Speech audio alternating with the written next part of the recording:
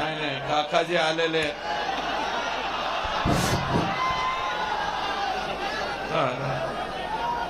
हा आणि सन्माननीय मोहनराव नरेंद्रजी पाटील मोहनरावजी जगताप हा जवळ घेतो मोहनरावजी जगताप महबूब भाई तसेच या ठिकाणी माजी आमदार केज या ठिकाणी ठोंबरेताई आलेले आहेत आणि आमचे प्रदेशाध्यक्ष काकडे साहेब आहेत स्वारी जिल्ह्याचे क्रमांक 1 चे व्यक्ती आहे बजरंगराव सोनवणे साहेब खासदार आणि या ठिकाणी उपस्थित दीपक भाऊ आमचे पॅन्थर सेनेचे अध्यक्ष आणि परमेश्वरराव सातपुते आणि या मतदारसंघाचे प्रतिनिधी श्री संदीप भैया क्षीरसागर साहेब आदरणीय आडसकर साहेब या ठिकाणी मागे बसलेत रमेश भाऊ पोकळे पाठीमागे बसलेले आहेत आमचे सतीश आबा सुद्धा या ठिकाणी आलेले साताऱ्याचे महेशजी आमदार नाही माझे मित्र आहेत ते राजांच्या बरोबर आलेले आमचं सर्वांचं आदरस्थान असलेलं घर आहे तेव्हा मी अधिकच काही न बोलता मी जरा माझा पीए इथे येऊन बसला तर बरं होईल हा सॉरी आदरणीय मेटे साहेब ज्यांनी आम्हाला राजकारणामध्ये निश्चितपणे राहण्यासाठी खूप चांगली मदत केली त्या आदरणीय ज्योतिताई मेटे या ठिकाणी उपस्थित आहेत आणि चुकून माझ्याकडनं नाव राहिलं ज्योतिताई स्टेजवरून खाली उतरल्यावर चप्पल काढून एक गुपचूप हाना तरी सुद्धा मला राग येणार नाही परंतु मेटे साहेबांचं नाव घेणं हे क्रमप्राप्त आहे आणि या ठिकाणी काय हे खून होतात मर्डर होतात परंतु ह्या खुनाची पद्धत फार चुकीची हो ही कोणती पद्धत आहे तुमची माणसाला मारायची मी सभागृहामध्ये सुद्धा म्हणलंय की तुम्ही गोळी घाला किमान पटकन त्याचा जीव गेला असता तुम्ही गाडीच्या टायर खाली घाला अरे पण घालायचा का डॉक्टर बाबासाहेब आंबेडकरांनी लिहिलेली जी राज्यघटना आहे या राज्यघटनेप्रमाणे मुंगी मारायला सुद्धा तुम्हाला अधिकार नाही पक्षाला मारायला जरी तुम्ही गेलात तर पक्षी प्रेमी आहे आमच्या इकडचा कोणी मोर जरी मारला तरी आम्ही त्याच्यावर केस करतो मोर मारला ह्याला जेलात घाला असं आम्ही म्हणतो अरे संतोष देशमुख 3 टर्मचा आमदार होता सॉरी आम्हीच आमदार असल्यामुळे आमचं नाव हे जरा कागद राहिला नाही तर उलट व्हायचं 3 टर्मचा सरपंच होता 2दा जनतेतून आला 1 वेळा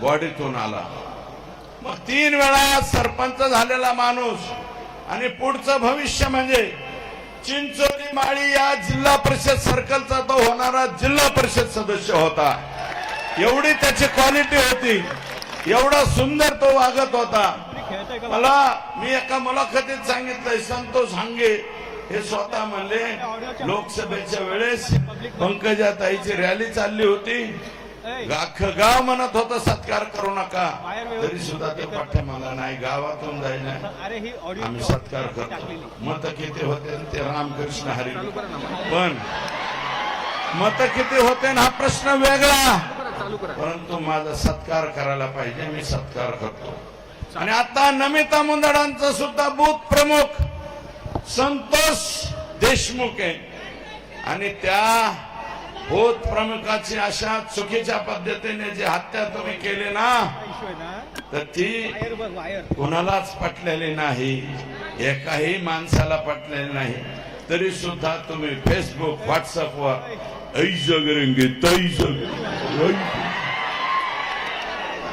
आणि हे असले नारपाळे एक कानफडात आणले ना ह्या कानाकडे हाणली तर पार पेकाटात पळत पळत जाते, अंगात त्याच्या बिलकुल सुपारी एवढाली सुद्धा यांचे मानगाट नाहीत, आणि काही बी लिहितात आणि काही टाकते सोशल मीडिया. परंतु आता जे माझ्यावरती लिहिते हेच लोक मनोजदादांच्या वरती काही दिवसापूर्वी तेच लिहित होते. हेच त्याच्या पाठीमाग राज्याच्या मुख्यमंत्र्यांवर, देवेंद्र फडणवीसांवरती सुद्धा हेच लोक लिहित होते.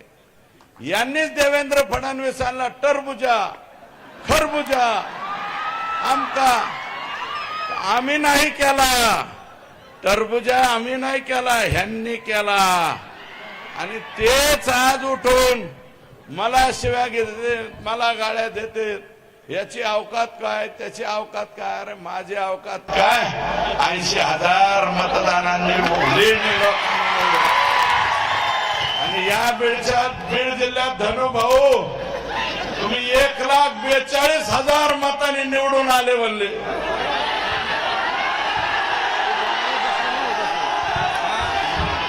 शाही एकाला लावायची शाही.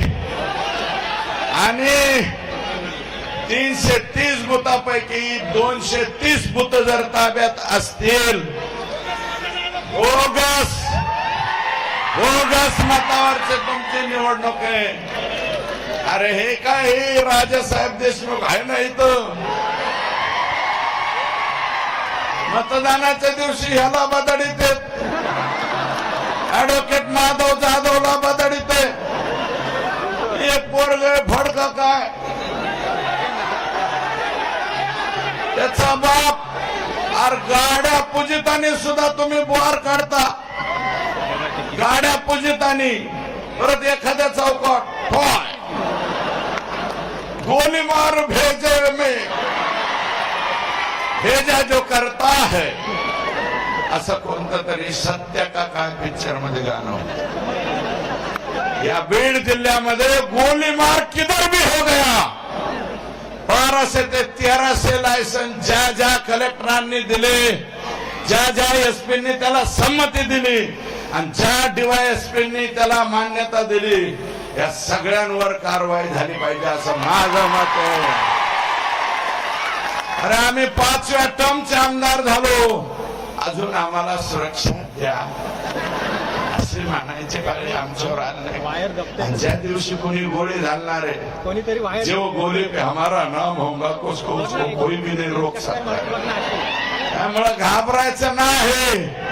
हे जे झाले, संतोष देशमुखला ज्या पद्धतीने मारलंय, अरे 2 लिटर रक्त त्याच्या बॉडीमध्ये, 56 ठोके, 6 जणांचे 56 गुणिले 6 म्हणजे किती ठोके मारले त्याला तुमचं. तुम्ही 350 ठोके तुम्ही दिले.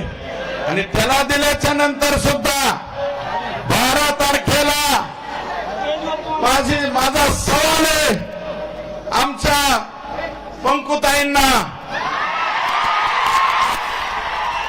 पंकुताई, मला सवाल आहे तुमचा. संभाजीनगरला तुम्ही एअरपोर्टवर उतरला, 12 तारखेला तुम्हाला 12 डिसेंबर ही गोपीनाथजी मुंडे साहेब यांची जयंतीचा दिवस मान्य करतो मी. तुम्हाला जायचं होतं तिकडं, पण वाकडे वाट करून तुम्ही संतोषच्या घरी का गेला नाही? तो का नाही गेला हा सवाल आहे माझा. तुम्ही का गेला नाही? किंवा फक्त बोलतात कोरड का? धनुभाऊ, तुम्ही जे बोललात ना गोपीनाथ गडात, अरे गोपीनाथ मुंडे कोण? गोपीनाथ मुंडेंनी त्यांच्या कालावधीत मटक्याचा खटका बसवला. मुंबईतलं गँगवॉर कुणी जर बंद केलं असेल तर ते गोपीनाथराव मुंडेंनी बंद केलं. गोपीनाथांच्या बरोबर सुद्धा आम्ही 10-10 वर्ष काम केलं. तो अनुभव वेगळा आहे, तुमच्या पुढे अनुभव काम करणं वेगळं आहे. तुम्हाला चांगले मोठाले आणि जे माणसं चांगले पंकत आहेत, तुम्हाला माणसं जमत नाही. तुम्हाला असे पाहिजे जी हुजूर जी. आमची औलाद जी हुजूर करणारे नाही. आमची औलाद स्वाभिमानी औलाद आहे. तुमच्या पुढे जे हुजूर करणार नाही, आजपर्यंत केला नाही आणि उद्या बी कवाच करणार नाही. भले राजकारणात बाजूला जाऊ, परंतु पंकुताई तुम्ही जसं यायला पाहिजे होतं तुम्ही आल्या नाही, चुकलात. याचं उत्तर द्या काय असेल. देऊ वाटलं तर द्या, नाही तर अपेक्षा नाही. नाहीच भेटायला आला तर अपेक्षा काय तुमच्याकडून? किमान तुमच्याकडून अपेक्षा होती, पण ते नाही. 300 टिप्पर वाळूचे, 400-500 टिप्पर फुकाट राखेचे. मी माहिती घेतली, राख कस काय उचले ते म्हणले डायरेक्ट पिस्तूल घेऊन येतो. अधिकारी म्हणतो इथं राख भरू नका, गोळी मारी.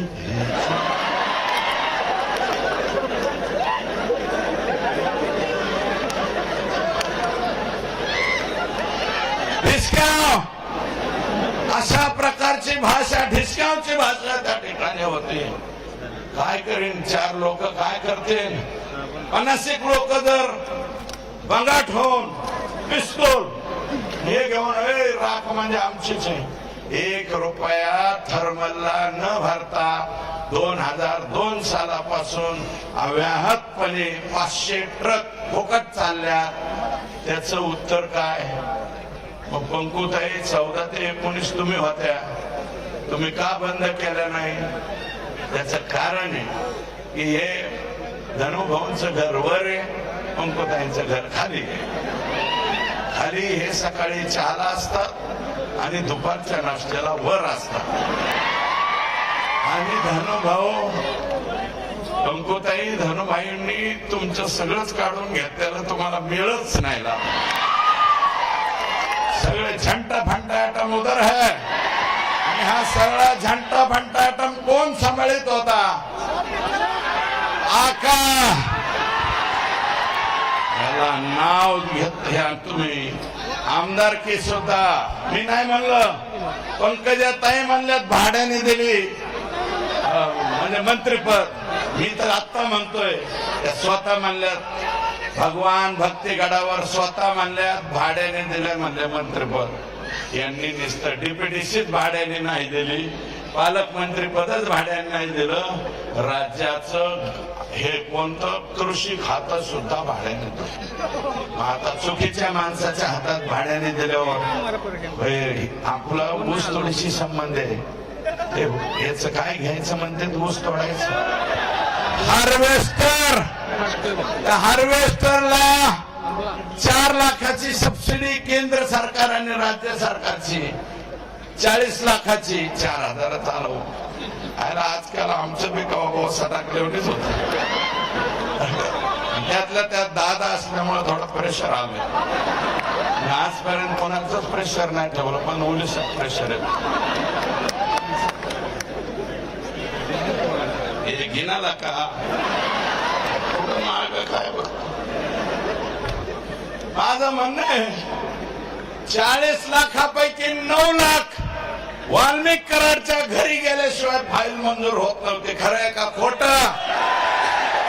काहीतरी ऊस तोडे हात असतील, वर हात करू नये, दाखवा ना.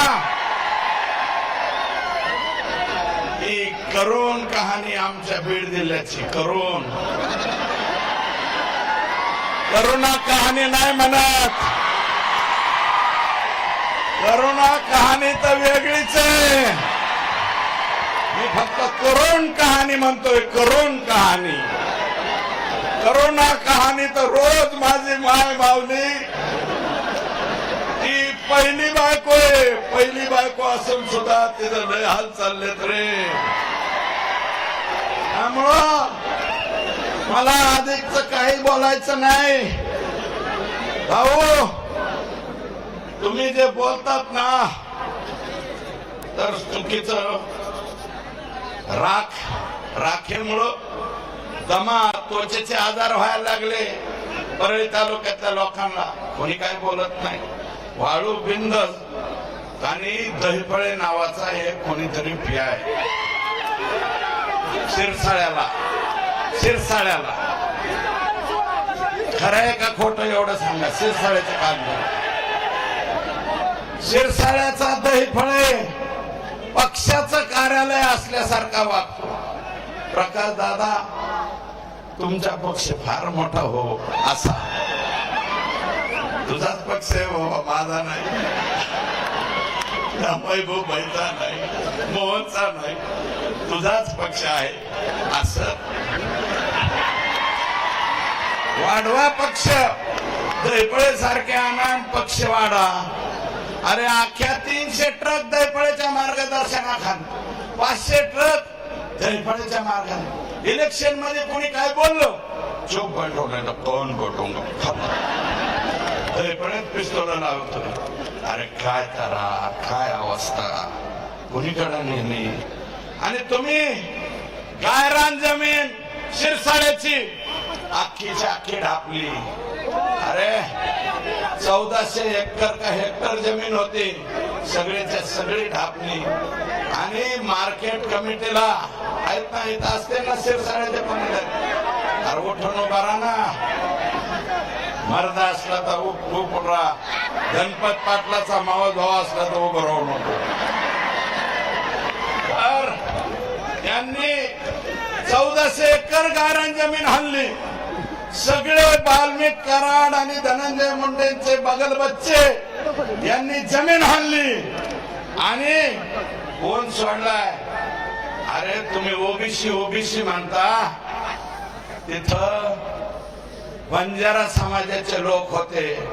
बंजारा समाजाची स्मशानभूमी सुद्धा इकडेच घेतली. एवढी आजो, इलेक्शन आले की एवढी आजो, इलेक्शन संपलं की बाजाजो. बंजाऱ्यांची अर्धी स्मशानभूमी तुम्ही घेतली. बंजारा समाजाचं उठून लावलं. पारधी समाजाचं तुम्ही फुले शाहू आंबेडकरांच्या गप्पा मारता. अरे या देशामध्ये, या राज्यामध्ये फुले शाहू आंबेडकरांचा विचार चालतो. आम्ही सुद्धा मानतो, चालतो. त्या फुलेशी बस करू का. फुले पारधी समाजाची घरं बुलडोजरनी तोडली. अजून बडे मिलिटरी मॅन बडे. आता वंजारी समाजाचा आहे ना, तुमच्या स्वतःच्या समाजाचा, त्याच्या मुलाची ग्रामपंचायतला नोंद असून बडेला सुद्धा हाकलून लावला. बडे अगो ते म्हणतात मी मिलिटरी मॅन आहे, मिलिटरी मॅन आहे. अरे मिलिटरी मॅनाबद्दल स्वाभिमान असावा लागतो. आमच्याकडे शहीदांच्या खाणी आहेत. शहीद सुभाष सानप, सोंडगे, वालेकर, किती नावं घ्यायची, भरपूर आहेत. सगळी फार आहेत आमच्या बीड जिल्ह्यामध्ये. वेळ जाईल म्हणून बोलत नाही. ग्रामपंचायतला नोंद असून बडेचं घर उपसून टाकलं. बडेचा व्यवसाय उचलून टाकला, त्याला जागा दिली नाही. आणि एकूण 600 भट्ट्यात तुमच्या शिरसाळ्यात इट भाट्या 600, त्यातल्या 300 बोगस, 300. आणि त्या सगळ्याच्या सगळ्या आदरणीय धनुभाऊ तरी छोटा का यांच्या आशीर्वादाने चालणाऱ्या, याची चौकशी लावणाऱ्या जिल्हाधिकाऱ्यांना सांगणारे मी, हे तिकडे जावा. निसार पट्टेदार, निसार पट्टेदार हा गोपीनाथजी मुंडे साहेबांचा कट्टर समर्थक होता. मुस्लिम समाजाचा. पंडितांना पडले, हा निवडून आला. 1 महिन्यात टोकवाडीच्या तिथे ऍक्सिडेंट होऊन गेला. तिथले लोक काय म्हणते त्याबाबत तुम्ही जाणती व्यवहारावर तुमच्या पाया पडतो. नका खालचं दाखवा, वरचं दाखवा. हिम्मत का झाली हे संतोष देशमुखापर्यंत येण्याची, तिने सांगतोय. निसार पटेलची हत्या करण्यात आली तरी आता त्याचा पोरगा निवडून आला सरपंच. आणि तो फक्त खोट्या नोंदी देत नाही म्हणून कमी वयाचा सरपंच म्हणून दादा त्याचं पदच काढून टाकलं. सरपंच पदावरून काढला, परत आला तो कोर्टाकडून. आणि मारवाडी समाजाचं लोढा कुटुंब आहे, प्रॉपर परळीला. नारायणराव राणे महसूल मंत्री असताना 2.5 हेक्टर जमीन त्यांना आनंद फाउंडेशनला दवाखाना आणि वृद्धाश्रमासाठी दिली, परवानगी आणली. पण वाल्मिक तात्यालाच अध्यक्ष करा आणि साहेबांच्या कोणीतरी सचिव करा, उसके शिवाय तुम दवाखाना इधर नहीं डाल सकते, मथाऱ्या माणसा की सेवा नहीं कर सकते, ऐसा इनका राज है. आणि यादी केली याच्या पाठीमागे जाऊ द्या. संगीत दिघोळे, अरे लिहिले मी थांबा. संगीत दिघोळे, वसंत गीते, किशोर फड, काका गर्जे, पांडुरंग गायकवाड, बंडू मुंडे, बापू आंधळे एवढे मर्डर झालेत. आणि ह्या मर्डरच्या नंतर यांची हिंमत झाली, बेरीज करा, अख्खं अर्ध 75% पान भरलं. आणि वैशिष्ट्य असं आहे, कोण करणारे बी ह्यांच्याच घरी पाणी भरतात आणि ज्यांचं गेले ते बी ह्यांच्याच घरी पाणी भरतात. हा नवीन परळीचा पॅटर्न परवा तुम्ही शिकून घ्या. आणि हा पॅटर्न याची व्याप्ती वाढत गेली म्हणून हे संतोष देशमुखांच्या पर्यंत आले. म्हणून माझी विनंती आहे बर का, आकांचं तर लय बाहेर यायला लागले. परळीत आकाची जमीन, मांजर सुम्याला हे तर जमीन जाधव नावाच्या रसाळांची घेतली. रसाळ जमीनच नाही, त्या रसाळांची जमीन आहे.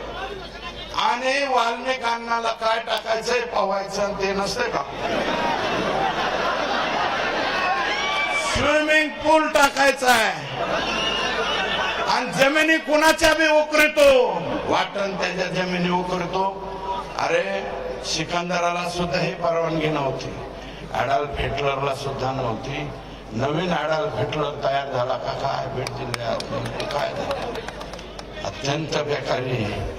अध्यक्ष मांजर संभा, शिमरी पारगाव तालुका माजलगाव, दिघोळला तर आम्हाला कळतच नाही इतकी जमीन आहे आकाश. बीडपासून तर बीड शहर क्रॉस करून पलीकडे जमीन असेल. हे कुठून पैसे आले एवढे पैसे. आणि मी म्हणलंय आता इथं संदीप भाई आहेत, मी आहे, खासदार आहेत, प्रकाश दादा आहेत, 4 जण तर इथं झालो.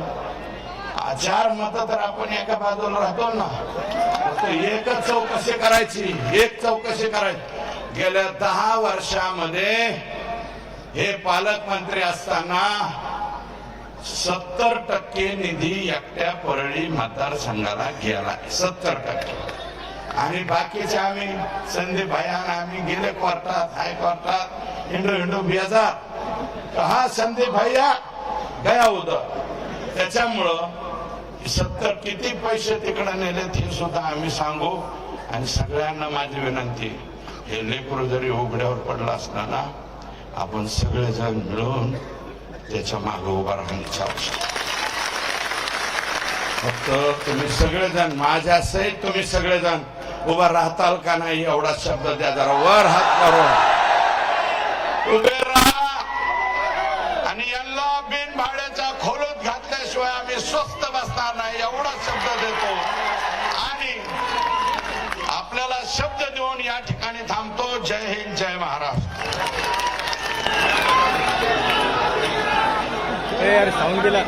हॅलो. यानंतर महाराष्ट्राचे आदरणीय जितेंद्रजी आव्हाड साहेब हे आपल्याला या ठिकाणी संबोधित करतील. या पुढे साऊंड गेला, साऊंड गेला बाहेर, साऊंड गेला, साऊंड गेला. अरे त्याच्या इथून टाका भाई केबल, केबल काढ. इरफान साऊंड गया, इरफान, इरफान साउंड गया. अरे उधर से डालना, ये लेना भाई केबल, ये ले डाल उधर, ये ले.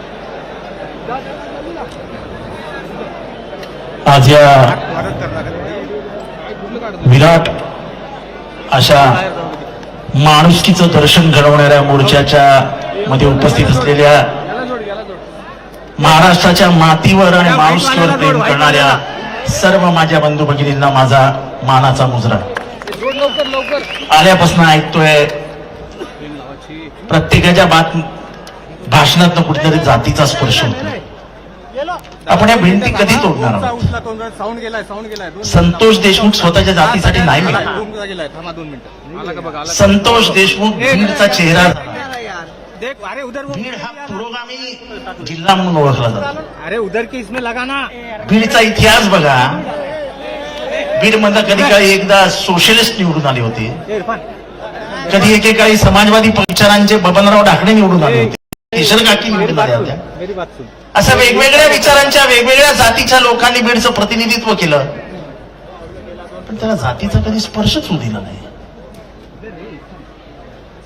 माझ्यासारख्या गेले 35-40 वर्ष राजकारण जवळनं बघितलेल्या एका कार्यकर्त्याला हे पाहून दुःख होतं की